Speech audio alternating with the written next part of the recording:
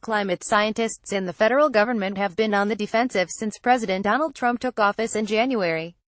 But military leaders will continue to address the risks that climate change poses to bases and national security, a senior Pentagon official said at a conference on October 27 on sea level rise. Maureen Sullivan, a Department of Defense Deputy Assistant Secretary who oversees environmental issues, indicated Secretary of Defense James Mattis has set that tone from day one of the Trump administration.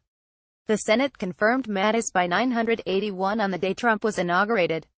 Though it was apparent Mattis would breeze through, his senior aides still combed the written answers that Pentagon officials helped craft in response to senators' written questions.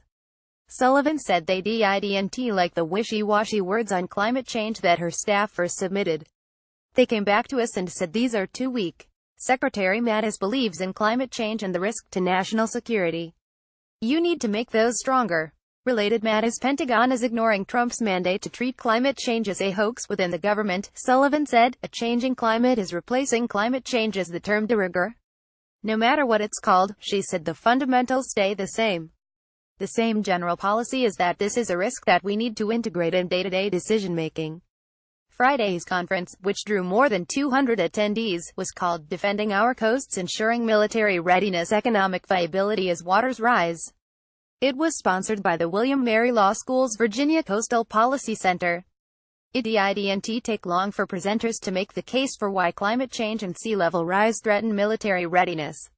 Shana Advarty, a climate preparedness specialist with the Union of Concerned Scientists, ticked through the highlights of some of her group's recent reports on the threats to coastal bases. If global sea levels rise by 3.7 feet this century, as the Union has forecast, more than half of Naval Air Station Oceana and its Dam Neck Annex will be underwater every day in 2100. The base stands to lose more than 10% of its land mass to constant flooding in just the next 35 years, according to the group. Related how pulling out of the Paris Climate Change Agreement may screw the U.S. military joint base Langley-Eustis would suffer large land losses as well, the group says.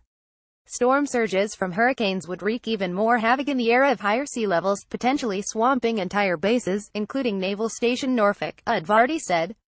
Some conference speakers decried Trump's move to withdraw the United States from the Paris Climate Accord, saying the international agreement to reduce carbon emissions offers the clearest roadmap for slowing the global warming that's causing ice to melt and seas to rise.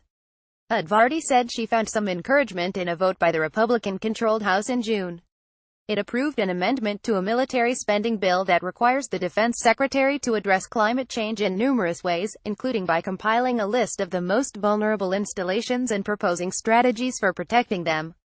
The amendment still must be accepted by House and Senate conferees before it becomes part of a final bill. Copyright 2017 The Virginian Pilot, Norfolk, Virginia. Distributed by Tribune Content Agency, LLC.